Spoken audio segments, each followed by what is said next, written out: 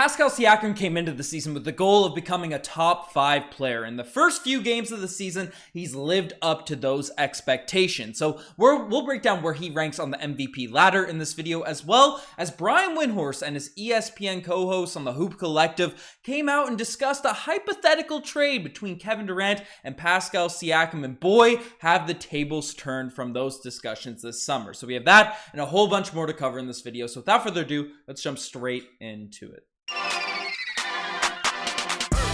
Hello everybody, Ben Rogers here, the Raptors side, just breaking down the latest Toronto Raptors news. And folks, we got there, we hit that 26,000 subscriber mark, so I appreciate everyone that's been watching the vids, that's been tuned into the channel all these years. I appreciate you all, it's a cool milestone to hit, so thankful you guys getting that before this Sixers game, because that was our goal.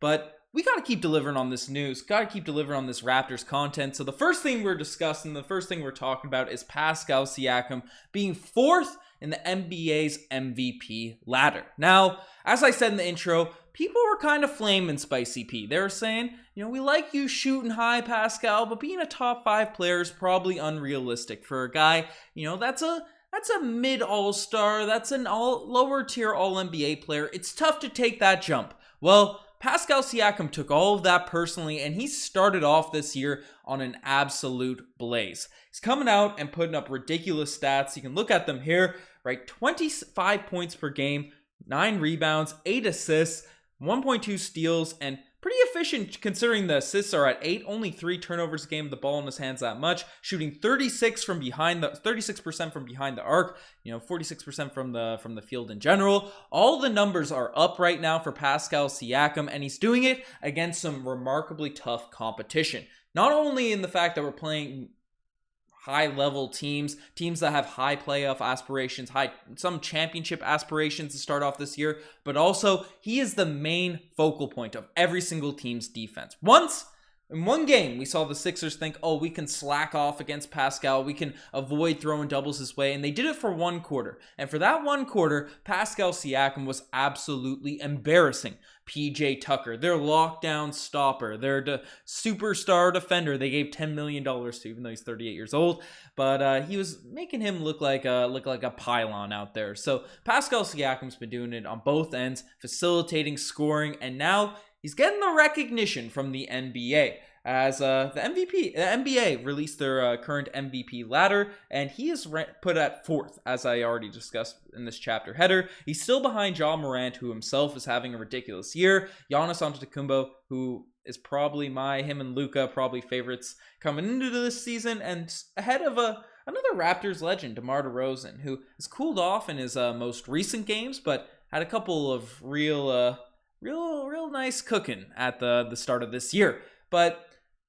Pascal, I just want to give him praise. I like that he's getting the recognition, and the one area, and I've been discussing on all the podcasts, I won't become a broken record out here, but the assist totals being above 8 assists per game is just really a leap the Raptors needed, because Pascal Siakam, there's been questions about how he can handle those double teams, and yes, he's gotten better at shot selection. He's gotten his jump shot improved off the dribble and stuff, but being able to seek out and find teammates, we saw that growth happen last year, but now it's at a whole nother level, and this is where he can really take his game from, lower tier All-NBA guy to upper tier All-NBA guy, and potentially reaching his goal of a top 5 player. And while it's tough to definitively say, top 5 best players in basketball, I'd say he's been one of the top 5 best players so far in this small sample size early in the season. So call me crazy in the comment section below if you disagree, but I think there's only, the MVP ladder indicates it. There's only really 3 guys you can definitively put in front of him. Maybe Jokic,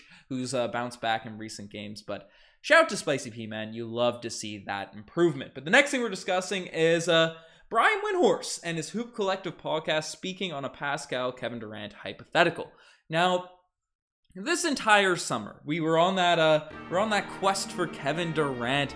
Rumors have quietly stirred back up in particularly recent days, with the Brooklyn Nets continuing to lose games, and obviously the Raptors were one of the most favored teams to land Kevin Durant. If the Nets followed through on the trade request of KD he pronounced this summer.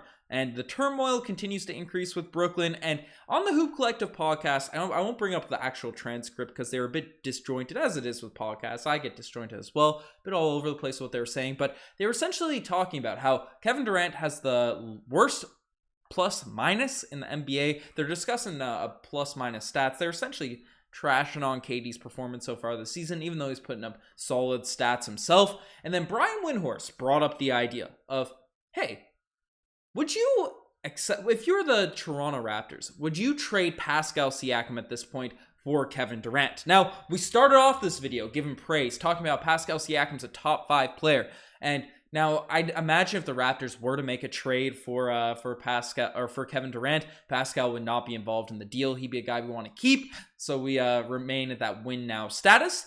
But just throwing that hypothetical out there, would you do it? And one of the co-hosts sort of misunderstood what Brian Windhorst was saying, and he said, if he was the Brooklyn Nets, he would trade Kevin Durant for Pascal Siakam because Pascal Siakam's only 28, which is a few years younger than Kevin Durant, less injury history, and if everything's going to blow up in Brooklyn, then you may as well make that deal now. So he's saying, so one of their hosts essentially said, unprovoked, if there's no more trade requests or anything like that, he'd probably do a KD for Siakam deal. That wasn't really what Brian Windhorst was asking, and Windhorst said he'd be hesitant. He'd be hesitant to give up Pascal Siakam for Kevin Durant if he was on the Raptors side of things. He did concede, KD does have that superstar ability. He's been proven, and it's a small sample size to start the season, so you probably do it. But the fact that they had to hesitate, the fact that they had to think about it, it's pretty shocking, pretty jarring, even though Pascal was great at the end of last year, even a month ago. I think most people would have traded Spicy P for Kevin Durant, just straight up, not including any draft picks or stuff. That's I'd be hesitant on this podcast, but KD's a superstar, all that sort of nonsense. But this, the reason I'm discussing this is because the tables have really turned, and the perception of Raptors players, the perception of how we're being valued. Pascal's in the MVP conversation. Scotty Barnes, I think, has been respected from the league since he came in, got the Rookie of the Year stuff. I'm seeing more people give credit to Gary Trent Jr., OG Anunoby with their defense and knocking down threes. Fred VanVleet with his improved facilitating. It seems like the Raptors are getting a bit of love. While this offseason, when the rumors sparked up about Kevin Durant, people were saying, okay, Toronto wants KD, they'd probably have to give up. If they're not putting Scotty Barnes in the package, Fred VanVleet, Pascal Siakam, maybe a Precious Achiuwa, and then obviously all the draft picks. Those were the hypotheticals getting thrown around by the ESPNs, the Fox Sports News of the world. Nick Wright, I don't even know the hosts that were going on with that nonsense, but now we got Brian Windhorst, and Brian Windhorst, Zach Lowe, these types of guys, they're usually pretty level-headed. Chris Haynes, they're not throwing out crazy ideas like that. They weren't as bad this summer, but essentially saying that he's hesitant to even just give up Pascal Siakam straight up for Kevin Durant. It's a lot of respect shown. And there's also a little name drop of the young socialite in there, saying that if I were the Toronto Raptors, I certainly wouldn't give up Pascal Siakam for Ben Simmons, which is an interesting tweet that's been going around by Tim and Sid. Right, Sid from Tim and Sid, who made a tweet about that a few years ago. To be fair, a lot of people were on the young socialite bandwagon. He looked good for the Philadelphia 76ers at the time. Pascal was coming off the Tampa bubble season. I'm not going to roast anyone too heavily at that point for wanting to make that move, because I looked at the comment sections on our own videos. A lot of people were saying we'd be crazy to not give up Pascal Siakam for Ben Simmons. But he essentially said, I'm not giving up Pascal. I'm not even giving up the star boy, Gary Trent Jr., just straight up for Ben Simmons. And at this point, you'd have to agree, Ben Simmons' value, especially with that lucrative contract, all the money he's making, it's looking like a horrible, horrible pickup for the Brooklyn Nets. But I think he'll turn things around. He looks a little bit lighter than he did with Philadelphia, just watching him play from the eye test. I watched the whole Brooklyn Nets Dallas Mavericks game last night. He was getting worked by Luka Doncic.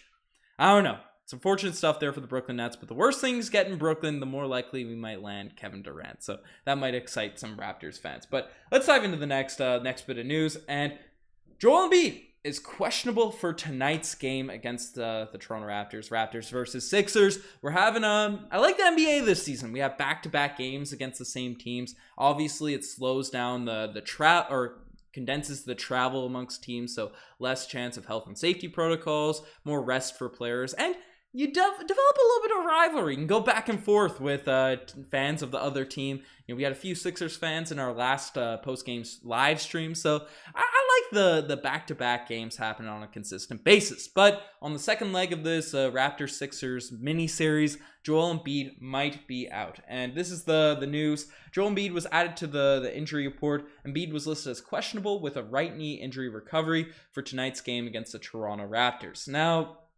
while I want to see Joel Embiid play, while this helps the Raptors' chances if he's out, I'd like to see another little grudge match between the Sixers and Raptors. And Sixers fans, peeping the Reddit, seeing what their fans are saying. This is like they're talking like it's some 4D chess from the training staff and Joel Embiid himself, because it makes them more likely to lose this game, but they win in the long run, as it makes it more likely Doc Rivers will be fired. So Sixers fans really want Doc Rivers out of there. Following the Sixers' most recent loss to the Toronto Raptors, there's rumors that his future is in question with Philadelphia, so we'll see what ends up happening. Hopefully the Raptors can come out and slap Philadelphia tonight.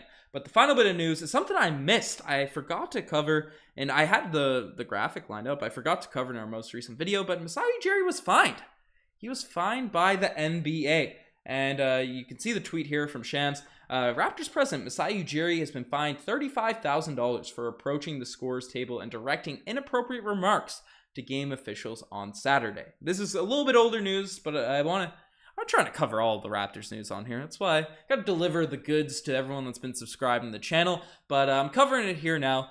Masai Ujiri backing up the Raptors players, and he did it before the Philadelphia 76ers series, and I love to see it. I love to see it. Actually, the more I think about it, maybe I did cover this. I'm losing my brain here right now. But Masai Ujiri out here, getting fined. I think I covered in a post-game reaction to, get some sway with the referees. He knew we were going to be facing James Harden and Joel Embiid, the foul baiters, the foul merchants, right, for a couple games. So he's thrown away his big contract he signed in the offseason. A bit of bread, right, thrown into the NBA. I think it all goes to charity anyways. And trying to get us some love from the officials. But we got the foul merchants, Joel Embiid and James Harden, and then we have the ethical 30 pieces from Pascal Siakam. Which team would you rather root for? Let me know. But you guys are the best for making this far. Once again, I appreciate everyone that's subscribed to the channel. Still subscribe. We're trying to grow this brand, grow the Raptors Digest, make it hit the moon. But 26,000 is a huge milestone.